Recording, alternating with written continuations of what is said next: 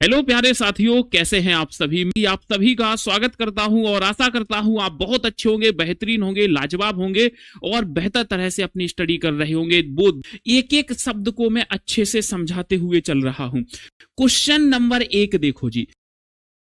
गृहस्थ का विलोम क्या हो सकता है?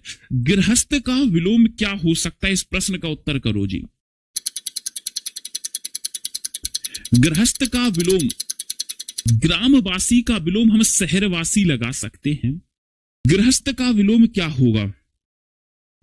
गृहस्थ जीवन में आप प्रवेश कर गए, मैं तो भैया सन्यासी जीवन में प्रवेश कर गया। अगला प्रश्न, कौवा डाली से उड़ गया, इस वाक्य में कौवा का तत्सम रूप। कौवा डाली से उड़ गया, कौवा का तत्सम रूप क्या होगा?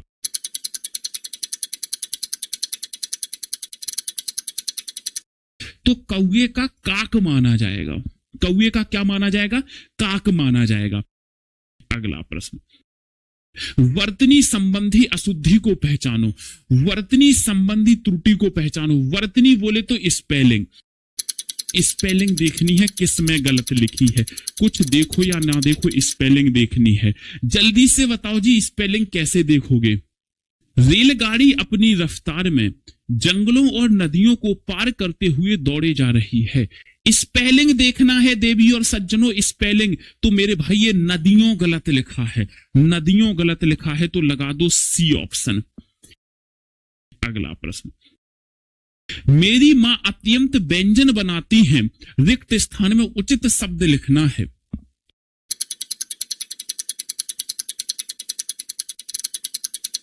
मेरी मां अत्यंत भोजन बनाती है, मेरी मां हिमी, मेरी मां स्वादिष्ट भोजन बनाती हैं।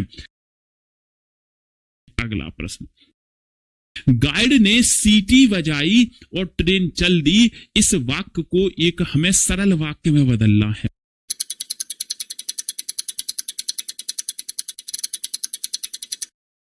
गाइड की सीटी से ट्रेन चल दी, सीटी बजाते ही ट्रेन चल दी गाइड के, ये तो देखते ही गलत लग रहा है। तो गाइड के सीटी बजाते ही ट्रेन चल दी, डी ऑप्शन में हर एक शब्द स्पष्ट रूप से देखने को मिल रहा है। अगला प्रश्न आते हैं, निम्नलिखित। अब देखो भैया, हम क्या करेंगे, पेपर में इतने बड़े प्रश्न को नहीं पढ़ेंगे। हमारी नजर कहां गई?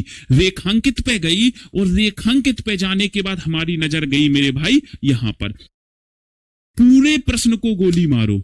हमने इतना देख लिया, रिप्लेस करना है। तो सिंटू बड़ों की सेवा तत्पर लिए है।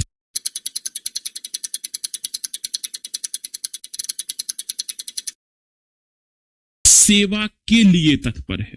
सिंटू बड़ों की सेवा के लिए क्या है? तत्पर है, सी ऑप्शन। अगला प्रश्न आते हैं, शब्द या वाक्य खंड बदलें और अच्छा चेंज करना है हमें। मतलब हमसे कहा गया है यह एक वाक्य है, इस वाक्य को हमें सही करके उत्तर के रूप में सही विकल्प चुनना है। इस वाक्य को पढ़ना है और सही का चुनाव करना है। सभी लोग सेशन को लाइक जरूर कर देना।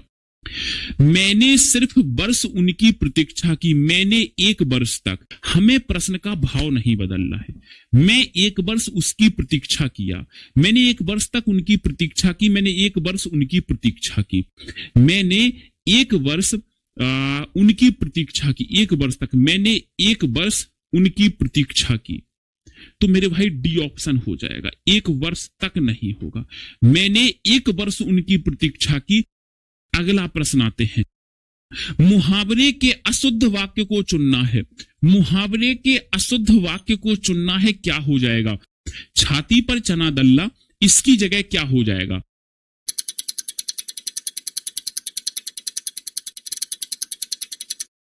तो छाती पर मूंग दल्ला होता है, छाती पर दाल दल्ला नहीं होता है, छाती पर मूंग दल्ला। अगला प्रश्न आते हैं, महाभारत के युद्ध में कौरवों के डैश का नाश हो गया, तुम्हारे पास डैश कितने रुपए हैं? रिक्त स्थान भरना है हमें। इन दोनों खाली स्थानों में कोई एक ही शब्द भरा जाएगा, और वो एक ही शब्द क्या होगा? जल्दी से बताओ। महाभारत के युद्ध में कौरवों के परिवार का नाश हो गया। तुम्हारे पास परिवार कितने? तुम्हारे पास 10 कितने? तुम्हारे पास कुल कितने रुपए हैं? तो कुल आ जाएगा और कौरवों के कुल का नाश हो गया। कौरवों के कुल का नाश हो गया। कुल मतलब खानदान। अगला प्रश्न आते हैं, निहत्था का विलोम शब्द क्या है? निहत्था मतलब होता है जिसके पास कोई हथियार ना हो। निहत्था क्या कहा जाता है? जिसके पास कोई हथियार ना हो।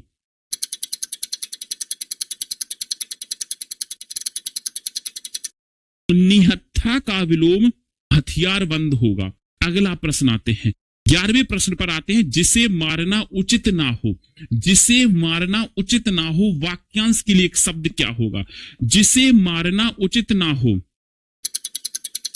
जिसे मारना उचित ना हो उसे क्या कहा जाता है? फटाफट से बताओ जी। अबंस तो नहीं कह सकते। अबस मतलब होता है बेबस, लाचार। जिसे मारना उचित ना हो उसे कहते हैं अबध्य मेरे भाई।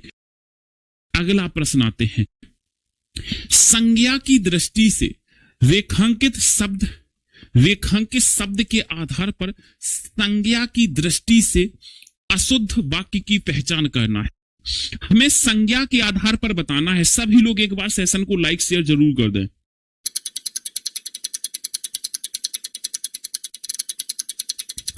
लड़कपन संज्ञा है, नम्रता संज्ञा है, सर्दी संज्ञा है, गर्म विशेषण है।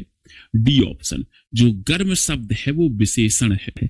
गर्म स्थान क्या हो जाएगा? मैंने क्या कहा? गर्म स्थान हो जाएगा। तो फिर हमारा यहां पर डी ऑप्शन सही हो जाएगा। अगला प्रश्न आते हैं, 13वें प्रश्न पर आते हैं, कृतज्ञ का विलोम क्या है? कृतज्ञ का विलोम क्या माना जाता है? इस प्रश्न का आंसर करो जी।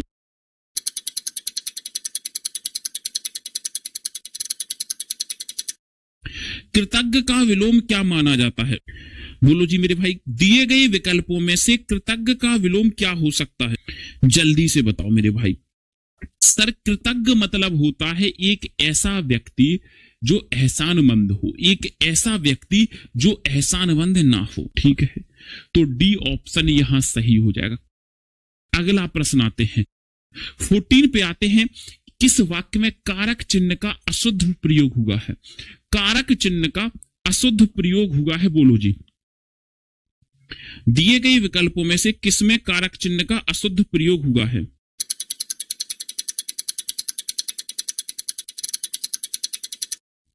फटाफट से बताओ जी, किस वाक्य में कारक चिन्ह का अशुद्ध प्रयोग हुआ है? उसे पत्र द्वारा सूचित कर दिया गया है। पेट के वास्ते मनुष्य क्या नहीं करता? यमुना यमुनोत्री से निकलती है। फिर सी लगा लेना। अगला प्रश्न आते हैं 15वें प्रश्न पर, वर्तनी की दृष्टि से अशुद्ध वाक्य की पहचान करना है, मतलब स्पेलिंग की दृष्टि से देखना है।